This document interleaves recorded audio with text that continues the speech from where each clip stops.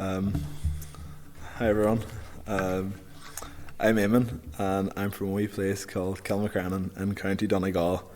I grew up in a loving Catholic family to two loving parents who took my two sisters and I to Mass each Sunday and prayed with us before school and before going to bed each night. As a child, I served as an altar boy for our parish priest, a man named Father Paddy Dunn. I loved serving Mass, and I remember saying to Father Paddy when I was very small that I thought I wanted to become a priest when I grew up. I had faith at this time, stopping into the chapel to say a couple of prayers any time I was if I was out for a cycle with my friends. I can recall one instance in particular when I was around 11 or 12. A then seminarian named Anthony Hartnett, who is now a priest, visited our parish to promote vocations, and I told him that I had a sense that God might want me to serve him in some way.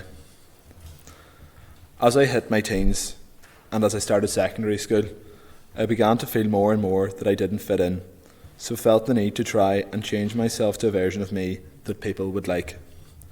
The more I tried to fit in at school, the worse things became. There were a few lads in particular in my year who would give me a hard time, calling me names, spreading rumours about me, and occasionally physically bullying me. Due to this, I remember being able to be in a packed room at school but feel nothing but complete loneliness. I would go to traditional music lessons every Wednesday evening, and this was the one chance of socialising I would have to escape my school life. In school, I remember being called the Holy Joe by those in my class. I wasn't overly pious as a teen, but I would still pray and helped as a reader in my parish. I suppose I was simply just going through the motions and thinking I was doing all right. But in 2019, I made a decision that would change my life forever. I was given the opportunity to go to Medjugorje with my dad as part of his group from my parish. I was introduced to the importance of the Mass, the importance of the Rosary, and the importance of regular confession. For the first time, I saw the authentic witness of thousands of pilgrims, many of them young people. This, in turn, assured me of the truth. Jesus is real, he loves me, and his mother is here trying to call us home. The day I got home, I signed up for a Youth 2000 retreat that was taking place 2 days after returning from Medjugorje. When I was at the retreat, I can recall being completely blown away, seeing 800 young people completely on fire for the faith. I wanted what all of these young people had. I went to another Youth 2000 retreat in October of that year on Loch Derg in Donegal, where for the first time I made a serious effort to be as honest as possible in confession with a priest named Father Francis Ferry. It was very difficult, but I will never forget the joy I felt when I walked out of the confessional. I felt a massive weight off my shoulders. My hunger to know more about the God I had encountered at these retreats began to grow. I began praying the Rosary every day, watching videos of the likes of Father Mike Schmitz on YouTube, going to a local Net Ministries youth group, and going to Eucharistic adoration every Wednesday after school, which meant I had to take a different bus home, a bus where some of the same lads would give me a hard time and taking this bus meant that they would usually shout abuse at me for what felt like the whole way home. But I didn't care, because it meant I got to spend time with Jesus. A few months later, a wee thing called COVID seemed to stop the world in its tracks. But thanks be to God, I continued to grow in my faith during the pandemic, watching videos on the faith and praying the Rosary every day with my family. But around a month into the lockdown, our parish priest, Father Paddy, got me roped into helping stream the Masses online.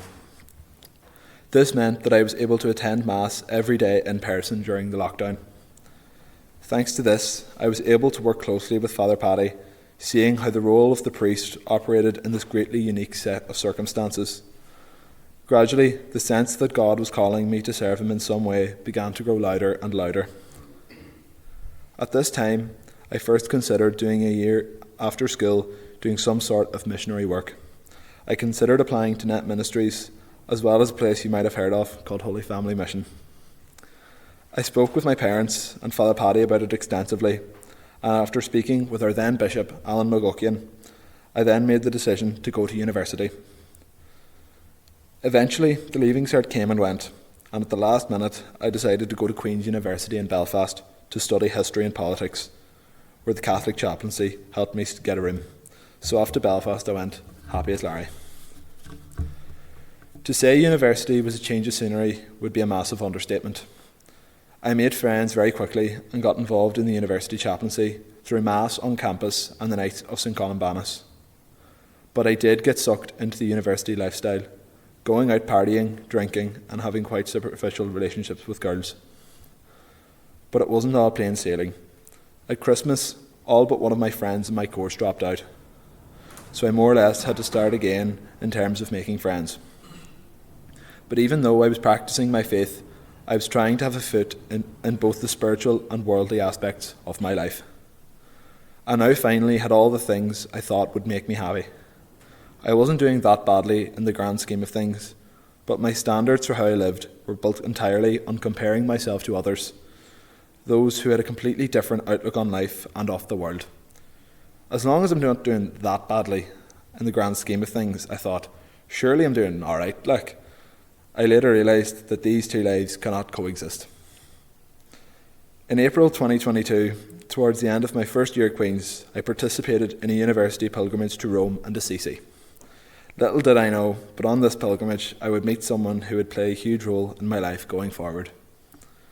When visiting Rome, we had the privilege of personally meeting Pope Francis for an hour, who let us ask him questions and gave us advice on living the faith in university.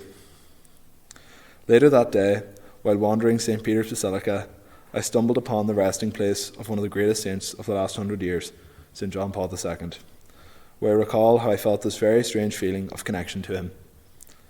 On the bus to Assisi later in the week, I spoke to one of my mates about what I felt and watched clips on YouTube of his visit to Ireland in 1979. One of our first stops in Assisi was the almost 1,000-year-old cathedral.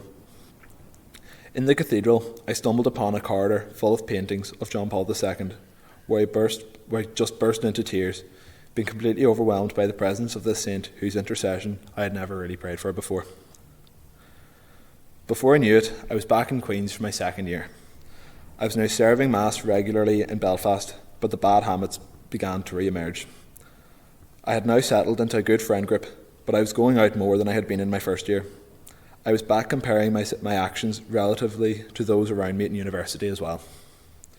Furthermore, I had been hurt quite badly by a few things at the start of my second year, so I felt a greater desire than ever to prove myself in everything to those around me. Things finally came to a head at Christmas when I attended a men's retreat led by Father Luke Damasi from the Home of the Mother, which took place in Belfast. I had a very honest confession with him, and after listening attentively, he looked me in the eye and asked me if I had ever considered my vocation. And after chatting a bit more, he asked me to join him on a walk the following day. The next morning we went on the walk, where I told him my journey, the good, the bad and the ugly, which was a major wake-up call for me. He encouraged me that instead of trying to avoid sin, to actually cut out the occasions where I'm tempted. I cut out many of the sinful aspects of my university life. I began committing myself to daily Mass and getting confession every week. Unexpectedly though, my friends did not ditch me or anything because of this. We could still go and have the crack, go for coffee or a beer, or just sit and have a laugh, which made this adjustment much easier. Furthermore, I continued to talk with Father Paddy at home and our university chaplain, Father Dominic, about this feeling I had to serve God. And in March 2023, Father Paddy got me in touch with Father Rory Brady, the vocations director in my home diocese of Ferfo. We began to meet up now and then, and I got myself a spiritual director and began to think about my vocation much more seriously. In August 2023, I returned to Medjugorje, this time going with my whole family. While climbing Apparition Hill, I bumped into a familiar face, Father Francis Ferry, who I had not seen since the confession I had made with him in 2019. We descended the mountain together, talking extensively, and I told him about the impact of the confession that I had made with him, and my journey since then. We eventually got to the vocational aspect of my journey, and at the end of the conversation, as we approached the hotel I was staying at, he informed me that it was the feast of St. John Vianney that day, the patron saint of diocesan priests. A few weeks later, I was back in Belfast, ready to start my third and final year of university. By now, I was starting to play sessions and gigs in pubs in Belfast on a regular basis. Because of the fact I was able to make a lot of money by doing what I loved, playing tunes, having the crack with the boys and drinking, I began to reconsider what my calling in life was. I was starting to live more worldly again. With every passing month, I was getting more gigs, playing with better musicians, and playing in bigger and busier pubs. But as the story goes, God had other plans. In March 2024, I had booked to go on another pilgrimage, this time to Krakow in Poland, the home city of St. John Paul II. The week before this, however, I had a bad falling out with some close friends, which was entirely my fault. I still went on the trip, but I remember that I was riddled with guilt as we headed off. We arrived in Poland, and very quickly I got the impression that God wanted me there. During the week or so that we were there, we travelled to Wadowice, the hometown of St. John Paul II, located just outside Krakow. While there, Father Dominic, the university chaplain, celebrated Mass in St. John Paul II's home church, and we then went to the museum of the great saint located next door. As we journeyed through the museum, seeing the life of Karol Wojtyła, from birth through school, the Second World War, seminary, priesthood under the Soviet occupation, and eventually his papacy, I could feel the Holy Spirit's presence in his life. The final room of the museum, after showing the life and incredible sufferings of this great saint, was a simple room with a projection of one photo of him on the wall, and I could feel God presenting me with a choice there and then.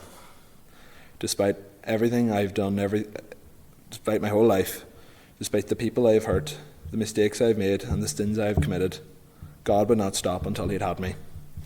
So I just said yes. I just said, fine, I'll do it. So after this, I got home and I got in touch with the vocations director, Father Rory.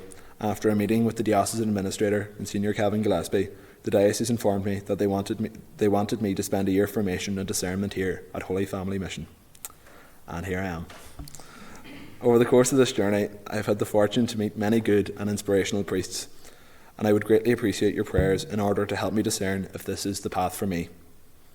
It has been a roller coaster so far, and I anticipate that there will be a few more highs and a few more lows in store, but regardless of what's to come, I trust that God will equip me with what I need to follow Him. Thank you all for listening. God bless.